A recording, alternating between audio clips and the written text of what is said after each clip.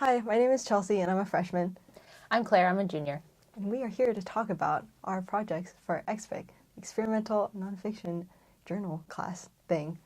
Cool. So why don't we just start with what project are you working on? Okay, so I'm working on a piece about, it kind of started out being about eavesdropping and like people watching and why we enjoy that. But it's progressed a little bit more into like the psychology of stalking and the experience of stalking. So I am stalking a celebrity and writing about it. Which celebrity? M. Night Shyamalan, the filmmaker, partly just because he lives here and is relatively accessible, but also because his movies are very interesting and there's a lot of sort of weird mystery lore around him. So I thought it would be fun. Yeah, so what inspired you to go after like a celebrity in particular?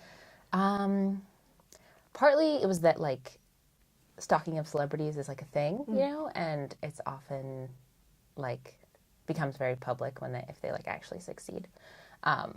So I felt that would be interesting to explore, and also because like stalking a normal person is creepier. Like I don't know, it seems less interesting and also like less ethical. So I was going to go for someone in Philadelphia who's famous enough that stalking them would be reasonable. So why stalking?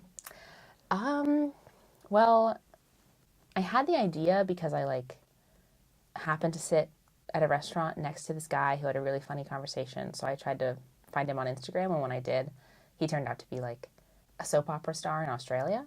And I was just sort of amazed by how much I could find on the internet just from sitting next to him at lunch. And he like, all I knew was his like first name and like some piece of information about his friend. And suddenly like I had his Instagram and his girlfriend and his friend and his friend's girlfriend and like all public. So I was like, wow, the internet is crazy. So yeah, that was sort of how I got to at least eavesdropping, and then it progressed from there. Yeah, I've definitely stalked people online. We all Pretty have. common thing. I mean, you don't really think about it, I guess, but Right. And it seems like it's like not a big deal at all, but then doing it in real life is a big deal, and I'm sort of interested in that difference. it's really cool.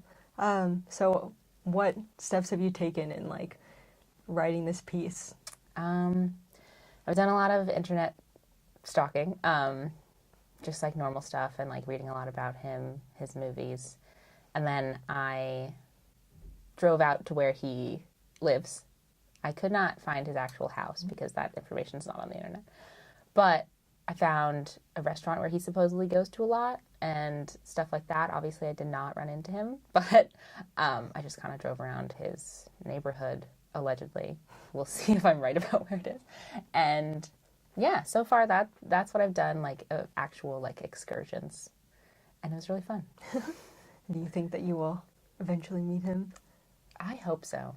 I don't want to like go too far on the creepiness, but if I can find like an event he's going to be at that I could feasibly show up at, like I'm going to try. Yeah, that would be super cool. I mean, just to meet someone that Yeah. famous, but like Yeah. stalking them is like a whole different level. Yeah. Has there been any like difficulties or challenges with like actually translating this piece into like nonfiction? Yeah, it's definitely been hard to know like what tone to take, because like when I'm doing it, when I'm thinking about it, it's kind of like kind of funny and like this is such a ridiculous thing to be doing on a Saturday, but I don't really know how to like translate that into a piece, because I want it to be like funny and entertaining. Usually when I write, it has sort of like a funny tone, but I also want to like make some serious observations about like why we want to internet stalk, why we want to know stuff about other people that we don't know, like why is it fun? So yeah, it's been hard to find a balance of that, and I think once I have like more research done and like more experience content, I will try to find like exactly what I'm trying to say in the end about stalking and find a balance between the funny and the serious. Yeah, I think it is really hard to like balance that kind of thing because I don't know, you never know like when you take it too far or like if it becomes Right. too much of a downer thing. Right. Yeah, it can totally go either way, and it's like hard to know where, if you're writing a very serious piece and you like inject humor, like is it inappropriate? And if you're writing like a joke piece and then try to make it like deep, like it might sound dumb. So, you know, I don't think it'll ever sound dumb, but you know, it is hard.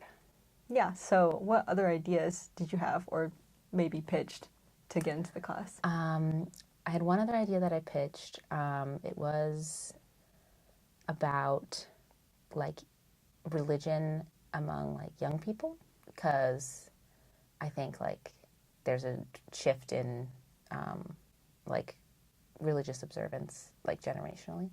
So I wanted to interview like Penn students of lots of different faiths about their experience of being religious, and then also like, I don't know, go to various faith services and just like write about my experience doing that. But Professor Kirk and I both agreed that this one was better. Jay, oh my God, should I call him Jay? Professor Kirk. I've never said that before. Yeah. Jay and I both agreed that the eavesdropping / stalking would be more interesting. Yeah, that's actually really interesting because the religion thing, because that's kind of where I started off with like my pitch. So what I'm writing about is prison chaplains and the experience of like faith while being incarcerated. So like as a part of the project, I went to a prison very briefly, was not allowed to see like a lot, and then I interviewed 3 chaplains, and ultimately I am focusing on one of them. But what drew me to that project was that I'm not personally like very religious, and my family really isn't. But I've always thought like, what would that change if like something really bad were to happen? Because it's like a pretty common thing that you see, that like when people go through hard times, they become more religious or like think more about those kinds of things. So yeah, I was wondering like, is that like a selfish thing to have happen to you? Like if you rely on it only during hard times. Yeah, and like being incarcerated can be like devastating, obviously. What has been the turning the interviews into writing process like for you? Yeah, it's been really difficult, and I'm still like in the middle of writing my first draft. Because I'm focusing on a specific person, I'm doing a profile of her like entire life, and I asked about like everything from like her childhood to like what she's doing now that she's like retired from the prison system. It's been really challenging thinking about like what I want to focus on, because so many different things have happened in this person's life, and her name is Phyllis Taylor. She's prison chaplain, awesome lady. But yeah, like it's hard, it's difficult to figure out what to focus on, and also because she is a real person and these are things that actually happened to her, it's hard because it's a creative class, and so you're taking some liberties with the way that you describe things or set up scenes, but you can't just be like totally inaccurate or make like construct it in such a way that it's not real anymore. Right. So it's been difficult trying to figure out like how creative I can get, I guess. And maybe how like experimental, in terms of like, what are you thinking for the experimental format? Yeah, so that is the problem that I have right now, because a lot of what makes it experimental is like how you put yourself in the story. Right now I am very confused about that, because I feel like with such a heavy topic, I can run the danger of like making it about me, even though this story is about her and also the people that she's worked with. So that's something I'm still struggling with, because I don't want it to make it seem like, oh, this like privileged person is writing about the lives of people who are less privileged and her voice is the authoritative one. Like that's something that I was really worried about in the beginning. Right. That is really interesting. I guess it will depend on what else you decide to include and like how your interviews turn into the story. Yeah. That's really cool. As far as the experimental part goes, I was thinking of just writing her story, kind of like how you would write fiction, like if you were focusing on like a protagonist who's undergoing these struggles, because there is like a very clear chain of events in her life, and I thought it'd be cool to make some of those into like fully fleshed out scenes. But like going back to what I said before, I don't know how much liberty I could take with like semi-fictionalizing like a real person's life. Right. Interesting. That's really cool. So what other ideas did you pitch to Jay before the class? Yeah, so honestly, I had a pretty hard time thinking of things. Like, I knew that I really wanted to be in the class because I knew it would be something like different and very challenging. So because he said, like, he framed it as being very experimental, the first thing I thought of was like the experience of being isolated, because I used to think that I was an introvert, but like near the end of high school and like coming to college, I realized that like I spend time constantly with other people, and I feel like I might actually need it to like be happy.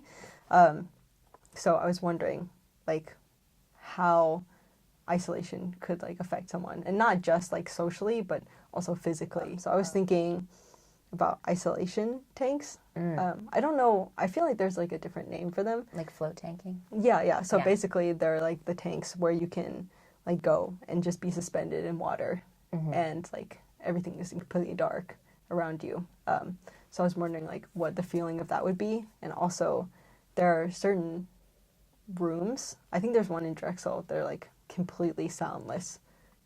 So like people sit in them in the dark and they can hear like their internal organs, and like that's the only thing. Oh my God, that would freak me out. Yeah, exactly. And lots of people can only last like a couple minutes before they like feel like they have to get out, because it's like total silence except for yourself.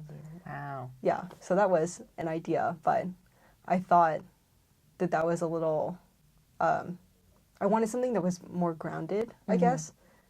And yeah, I like that I'm focusing on like a specific person and trying to tell their story. No, I think especially knowing like what you've found out after going to the prison and the person that you've met, like this is clearly going to be a good, fruitful project.